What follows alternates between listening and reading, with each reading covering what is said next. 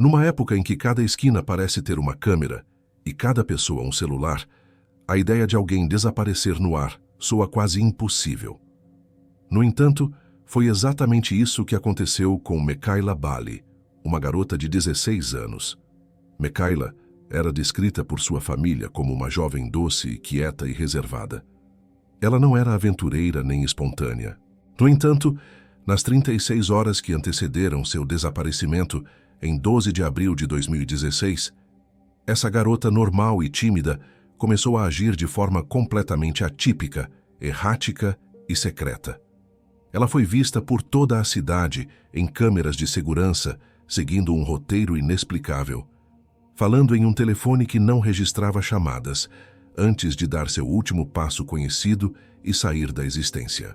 O que se desenrolou não foi apenas o desaparecimento de uma adolescente, mas a revelação de uma vida dupla complexa, cheia de segredos online, que deixou investigadores e sua família com mais perguntas do que respostas por quase uma década.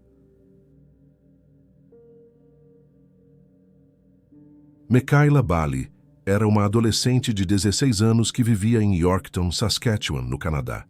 Ela era consistentemente descrita por sua família e amigos como uma jovem doce, quieta, tímida e reservada. Sua mãe, Paula, a descrevia como uma criança calorosa e preciosa, que tornava a paternidade fácil. Mekayla não era considerada espontânea ou aventureira. Para seus amigos, ela era conhecida por ser uma ótima ouvinte. Era o tipo de pessoa a quem se recorria para desabafar ou pedir conselhos, pois ela realmente se importava em fazer os outros se sentirem amados e importantes. Ela vivia com sua mãe solteira, Paula, sua avó materna e 2 irmãos mais novos, um menino e uma menina, de quem era muito próxima. Apesar de ter um bom grupo de amigos, Mekayla sofria bullying na escola, principalmente devido a uma acne severa que a deixava muito insegura. Ela chegava a tomar Accutane, uma medicação forte para tratar o problema. Seus interesses incluíam ler, especialmente a série Jogos Vorazes, Fotografia de Natureza, e ela participava do clube de teatro da escola. Ela também era talentosa musicalmente, tocando violino. Havia um recital importante de violino se aproximando, para o qual ela estava animada, e ela havia passado a noite anterior ao seu desaparecimento praticando. Uma história que ilustra sua natureza carinhosa é de quando ela aprendeu a tocar acordeão apenas para poder tocar Parabéns a Você para sua tia em seu aniversário. Ela sonhava em seguir uma carreira trabalhando com crianças ou se tornando veterinária. Um aspecto misterioso de sua vida era a identidade de seu pai. Os relatos sobre isso conflitavam. Ela disse a alguns amigos que seu pai estava morto, enquanto disse a outros que não tinha ideia de quem ele era, nem mesmo seu nome.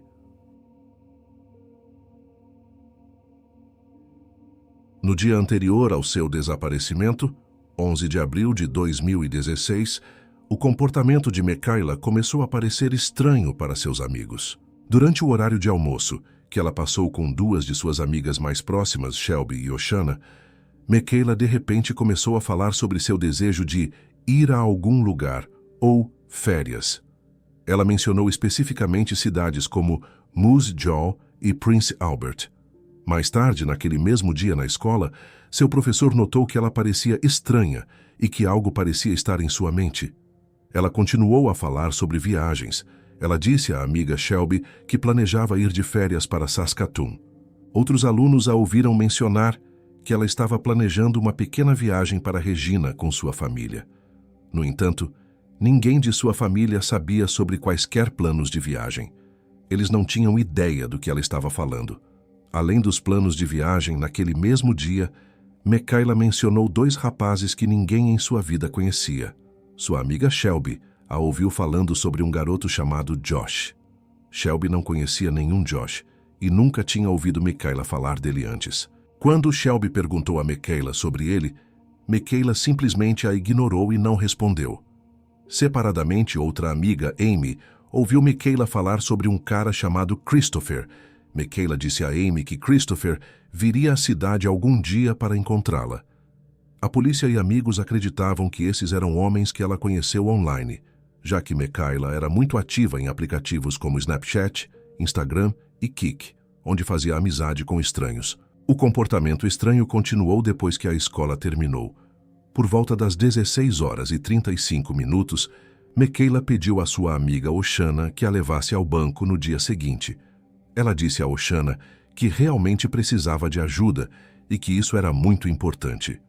Menos de uma hora depois, por volta das 17h30, Mikaela ligou para o atendimento ao cliente do TD Bank 3 vezes em 30 minutos. Durante essas interações, ela também verificou seu saldo e fez uma transferência de $25. Não está claro se essa transferência foi entre suas próprias contas ou para outra pessoa. Mais tarde, naquela noite, entre as 20h50 e as 21h30, Mikaela parecia estar angustiada e enviou mensagens de texto para 3 pessoas diferentes. Ela enviou uma mensagem para a amiga Amy dizendo: "Preciso da sua ajuda." Quando Amy respondeu perguntando qual era o problema, Mikaela nunca respondeu. Ela também enviou uma mensagem para sua amiga íntima Shelby sobre um garoto, dizendo que se sentia mal por alguém e estava tão chateada que estava chorando. Finalmente, ela enviou uma mensagem de texto para um ex-namorado, dizendo a ele que não estava feliz e que estava pensando em ir para Regina por alguns dias. Apesar da turbulência emocional e das atividades secretas na noite anterior, a mãe de Mikaela, Paula, relatou que a manhã de terça-feira, 12 de abril de 2016, pareceu completamente normal. No entanto, as ações de Mikaela assim que ela acordou mostraram que sua urgência do dia anterior não havia diminuído. Às 6h41 da manhã, ela enviou uma mensagem de texto para sua amiga Oshana, perguntando se poderiam ir ao banco agora mesmo. Oshana respondeu que não era possível, pois o banco não abriria por mais 1h30, e quando abrisse, elas já estariam na escola. Seguindo a rotina habitual, a avó de Mikaela levou Paula ao trabalho e depois deixou Mikaela na Sacred Heart High School entre 8h10 e 8h20 da manhã. A avó a observou entrar no prédio. Câmeras de vigilância internas capturaram Mikaela em seu armário às 8h21, onde ela guardou um fichário. Apenas 5 minutos depois, às 8h26, ela foi vista saindo da escola pela porta dos fundos.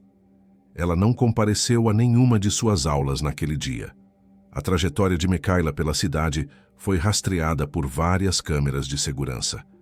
Ela foi vista caminhando pela rua e passando por trilhos de trem. Às 8h51, ela chegou ao TD Bank, o mesmo banco que ela estava desesperada para visitar. Câmeras a mostraram do lado de fora, esperando o banco abrir enquanto falava ao telefone. Assim que o banco abriu, às 8h55, ela entrou e sacou $55 de sua conta. Imediatamente após sair do banco, por volta das 9h, ela atravessou a rua até uma loja de penhores chamada Terry's Pawn and Bargain. Lá, ela tentou penhorar 2 anéis de prata. O proprietário informou que os anéis tinham baixo valor e, portanto, ele não faria uma oferta. Testemunhas notaram que ela não pareceu chateada ou angustiada com a recusa. Ela simplesmente saiu. Às 9h11, Mikaela entrou em um restaurante Tim Hortons. Ela comprou uma bebida e sentou-se em uma mesa. Seu comportamento lá foi considerado altamente incomum. Ela carregava uma mochila que amigos mais tarde descreveram como estranha, pois ela normalmente usava apenas uma bolsa para a escola. Ela foi vista mexendo em seu telefone, desmontando-o e possivelmente mexendo no cartão SIM. Ela também parecia ansiosa, olhando constantemente para a porta, como se esperasse que alguém chegasse. Às 9h23, ela se levantou e saiu por uma porta, apenas para imediatamente dar a volta, reentrar no restaurante e sair por uma saída diferente. Ela passou os 25 minutos seguintes andando do lado de fora, sendo vista perto de uma loja chamada Giant Tiger, antes de retornar ao Tim Hortons. Às 9h49, ela reentrou no Tim Hortons, desta vez parecendo estar falando ao telefone. Ela sentou-se em uma mesa diferente perto da janela, de frente para a porta. Às 10h12, ela enviou uma mensagem de texto para sua amiga Shelby. Ei, preciso de ajuda. Nos 20 minutos seguintes, ela fez várias ligações telefônicas. Então, às 10h32, ela enviou uma segunda mensagem para Shelby. Deixa pra lá, eu descobri. Pouco depois, às 10h43, após terminar outra ligação, Mikaela se levantou e abordou uma mulher mais velha sentada em uma mesa próxima. Ela perguntou à mulher se poderia ajudá-la a conseguir um quarto de hotel. A mulher recusou, e Mikaela, novamente sem parecer muito chateada, voltou ao seu assento. Às 10h44, ela fez outra ligação rápida e saiu do Tim Hortons pela última vez. Seu paradeiro tornou-se desconhecido por cerca de 1 hora. Em algum momento durante essa lacuna, provavelmente por volta das 11h, um funcionário da estação de ônibus local testemunhou Mikaela entrando e perguntando quando saía o próximo ônibus para Regina. O funcionário informou que o próximo ônibus partiria às 17h. Ela saiu sem comprar passagem. Para surpresa dos investigadores, às 11h59, Mikaela retornou à Sacred Heart High School. Ela foi ao refeitório e, por cerca de 3 minutos, conversou com 2 alunos. Ela disse a eles que estava indo pegar um ônibus para Regina para férias. Esses 2 alunos forneceram uma pista crucial. Eles relataram à polícia que parecia que Mikaela estava segurando 2 telefones celulares. Às 12h02, ela saiu da escola novamente pela porta dos fundos. Dali, ela caminhou até o restaurante Trail Stop, que era conectado ao terminal de ônibus. Ela chegou por volta das 12h15, pediu uma refeição, poutine, e sentou-se sozinha por aproximadamente 1h30. Por volta das 13h45, Mikaela Bali foi vista saindo do restaurante e do terminal de ônibus. Esta foi a última vez que alguém a viu.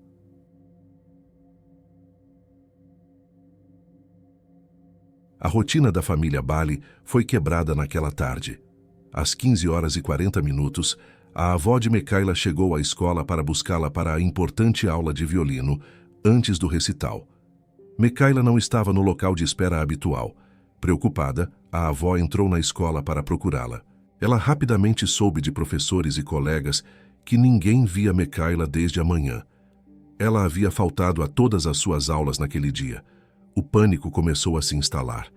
A avó dirigiu imediatamente ao local de trabalho de Paula, a mãe de Mikaela, para contar que não conseguia encontrar a neta. Paula, inicialmente, pensou que deveria haver uma explicação razoável, talvez um mal-entendido. As 2 mulheres voltaram apressadamente para a Sacred Heart High School e iniciaram uma busca frenética. Elas procuraram em todas as salas de aula, em todos os cômodos, e o pânico de Paula aumentou a ponto de ela verificar lugares impossíveis, como debaixo dos ônibus escolares estacionados. Lembrando-se do quanto Mikaela estava animada com seu recital de violino, elas pensaram que ela poderia ter ido mais cedo para a aula de música. Elas dirigiram até lá, mas Mikaela também não estava. Nesse ponto, a mãe de Paula começou a temer que sua filha adolescente pudesse ter fugido. Elas voltaram para casa para procurar por sinais. Em casa, a teoria da fuga rapidamente pareceu improvável e muito mais assustadora.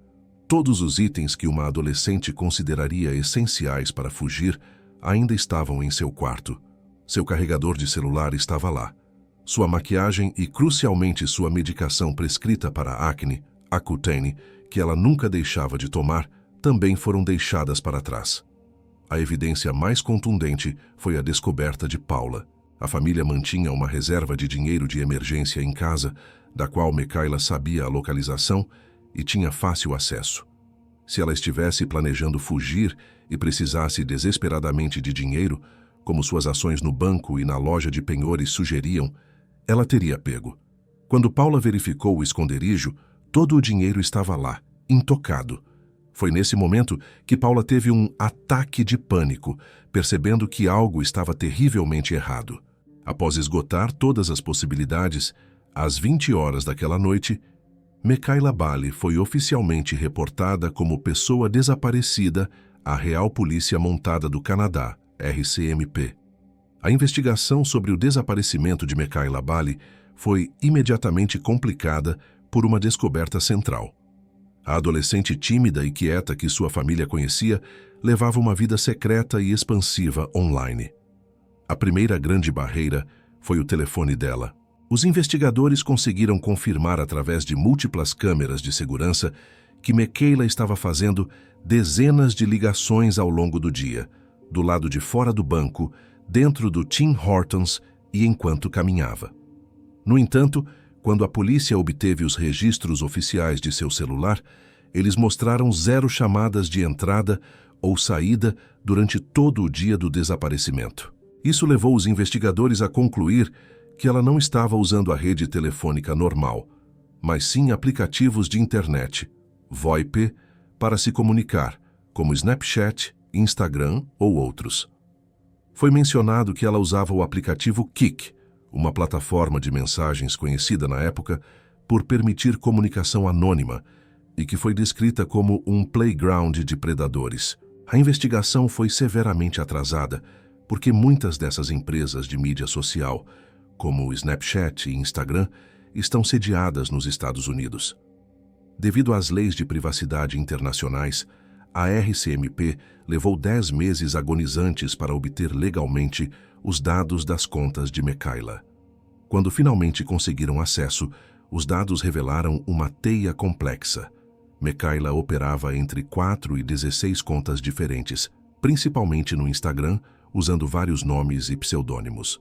Uma dessas contas era particularmente sinistra. Não tinha postagens. Usava uma foto de perfil totalmente preta e a biografia continha apenas uma palavra: Goodbye. Adeus. Em outra postagem de março de 2016, um mês antes de desaparecer, ela pediu às pessoas que a adicionassem no Snapchat, escrevendo: procurando amigos no Snapchat porque não tenho nenhum na vida real. A atividade digital mais perturbadora ocorreu após seu desaparecimento. 3 meses depois que ela sumiu, uma mensagem do Snapchat que sua amiga Shelby havia enviado a ela no dia 12 de abril foi subitamente marcada como aberta. Nenhuma resposta foi enviada. A trilha digital terminou abruptamente às 6h51 da manhã seguinte ao seu desaparecimento, 13 de abril, quando seu telefone foi desligado. Uma ação deliberada, segundo a polícia, e não a bateria morrendo. A polícia focou nos 2 nomes que Mekaila mencionou no dia anterior: Christopher e Josh. Christopher foi rastreado. Ele era de fato um amigo online que vivia na Carolina do Norte, Estados Unidos. Quando contatado, ele se recusou a cooperar totalmente com a polícia. Em uma breve declaração, ele alegou que Mekaila tinha um histórico de automutilação e que ele estava apenas tentando ajudá-la a olhar para Deus. A polícia não encontrou nenhuma evidência que sugerisse que Christopher estivesse no Canadá na época. Josh, por outro lado, permaneceu um fantasma. Apesar de extensas investigações, a polícia nunca conseguiu identificar quem era esse indivíduo. A investigação foi inundada de pistas que levaram a becos sem saída. Inicialmente, testemunhas no terminal de ônibus disseram ter visto Mekaila sair com um homem que tinha uma tatuagem distinta de uma cruz em chamas no braço. Um esboço da tatuagem foi divulgado publicamente. No entanto, o homem em questão se apresentou voluntariamente à polícia. Ele esclareceu que não estava com ela. Ele simplesmente segurou a porta para ela, enquanto ambos saíam do prédio ao mesmo tempo. Ele foi completamente descartado. Outras pistas sobre a vida escolar de Mekaila também foram investigadas. 2 colegas de classe alegaram que Mekaila havia lhes mostrado pílulas que ela afirmava serem oxicodone. A polícia investigou essa alegação, mas determinou que as pílulas eram, na verdade, sua medicação prescrita para acne, Accutane. A vida familiar de Mekaila também foi examinada. Um homem chamado Rick apareceu, alegando que acreditava ser o pai biológico de Mekaila. A polícia o investigou minuciosamente, revistou sua casa e coletou amostras de DNA. Eles não encontraram nenhuma evidência de que ele estivesse envolvido ou que tivesse tido qualquer contato prévio com ela. Até mesmo um evento ocorrido meses antes foi reexaminado. No Dia dos Namorados, Mikaela recebeu um buquê de rosas misterioso na escola, entregue em uma caixa de papelão simples, sugerindo uma encomenda online. Ela havia sido misteriosa sobre quem as enviou. A polícia conseguiu rastrear e identificar o remetente, que também foi descartado como pessoa de interesse. Nas buscas físicas, a polícia verificou todos os hotéis locais em Yorkton, mas não encontrou nenhum registro de Mikaela tentando ou conseguindo um quarto. Não está claro se os hotéis em Regina, a cidade que ela mencionou repetidamente, foram verificados com o mesmo rigor. A polícia confirmou que, embora ela tenha perguntado sobre passagens de ônibus, ela nunca comprou uma. Buscas extensivas foram realizadas por ar e terra. Em 2017, a polícia chegou a drenar e revistar o Lago Hopkins, que fica atrás de sua escola, mas nada foi encontrado. Financeiramente, a trilha também esfriou.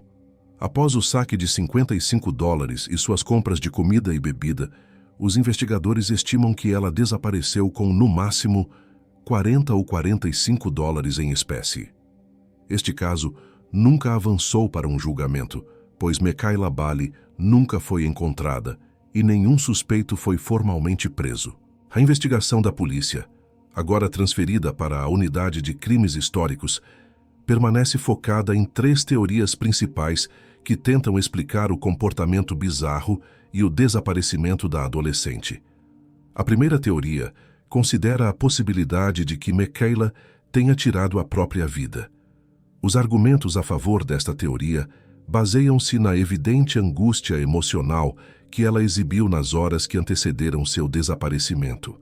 Ela enviou mensagens de texto a amigos dizendo que precisava de ajuda, e foi relatado que ela estava chorando na noite anterior porque se sentia mal por um garoto. As ações de Mikaela no dia 12 de abril não eram de alguém que planejava acabar com a vida, mas de alguém que precisava de fundos para um plano futuro. Ela estava desesperada por dinheiro. Ela acordou cedo para tentar ir ao banco, sacou $55 e até tentou penhorar seus anéis de prata para conseguir mais. Mais significativamente, ela foi vista ativamente tentando garantir acomodações, perguntando a uma estranha no Tim Hortons sobre como conseguir um hotel. A segunda teoria é que Mikaela planejou fugir de casa. Esta teoria é apoiada pelo fato de que ela verbalizou um desejo de sair. Ela disse aos amigos no dia anterior que queria ir a algum lugar e foi ouvida por vários alunos dizendo que estava indo de férias para Regina ou Saskatoon. Suas ações pareciam confirmar isso. Ela perguntou especificamente sobre o horário do ônibus para Regina, disse a um ex-namorado que iria para Regina por alguns dias e tentou arranjar um hotel. Apesar dessas evidências superficiais, os investigadores consideram esta a teoria mais fraca. Se Mikaela estivesse planejando uma fuga de longo prazo, ela teria levado itens essenciais.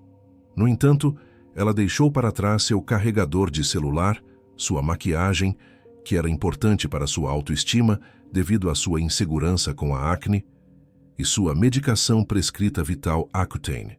A maior contradição novamente é o dinheiro. Embora ela estivesse claramente desesperada pelos $55 que sacou, ela deixou intocada uma reserva de dinheiro de emergência em casa, da qual ela sabia a localização e tinha acesso. Isso sugere que ela não estava planejando uma fuga permanente e talvez até pretendesse voltar para casa mais tarde naquele dia. A teoria mais provável, e aquela em que a maioria dos analistas e a polícia se concentram, é que Mikaela foi vítima de manipulação, grooming, por um predador online, e foi encontrar essa pessoa. Esta teoria é a única que parece conectar todas as peças bizarras do quebra-cabeça. A evidência principal é sua vida online secreta. Ela usava aplicativos conhecidos por permitirem anonimato, como o Kiki, que foi descrito como um playground de predadores. Suas ações no dia 12 de abril parecem ser as de alguém seguindo instruções. Existem chamadas fantasmas, onde ela foi vista falando ao telefone por horas, mas sem registros telefônicos, sugerem o uso de aplicativos de internet para esconder com quem ela estava falando. A pista do telefone burner, relatada pelos 2 alunos na escola, reforça a ideia de uma comunicação secreta. Os homens misteriosos, Josh e Christopher, se encaixam nesse perfil de contatos online. Neste cenário, o predador provavelmente usou uma história triste para manipulá-la, o que se alinha com Mikaela chorando e se sentindo mal por um garoto. O desespero dela por dinheiro e por um quarto de hotel pode não ter sido para ela, mas para a pessoa que ela estava indo encontrar. Acredita-se que o predador a instruiu a ir ao terminal de ônibus, que foi o último local onde ela foi vista e o único ponto em sua jornada não totalmente coberto por câmeras de vigilância. A teoria conclui que ela foi pega de carro naquele local e levada. Até hoje, o caso de Mikaela Bali permanece sem solução e foi transferido para a Unidade de Crimes Históricos da RCMP. Embora mais de 1000 pistas tenham sido recebidas de todo o mundo, nenhuma levou a uma localização confirmada de Mikaela. Uma recompensa de $100 mil foi oferecida por informações que levem ao seu paradeiro seguro. Para manter o caso vivo, imagens de progressão de idade de Mikaela são exibidas em semi-reboques que viajam pela América do Norte como parte do programa Homeward Bound. A família continua devastada. Sua mãe, Paula, afirmou que acredita que Mikaela está viva e precisa ser resgatada. Seus irmãos mais novos sentem profundamente sua falta. Foi relatado que seu irmão mais novo luta contra a culpa de ter acesso a comida e água, sem saber se sua irmã tem o mesmo.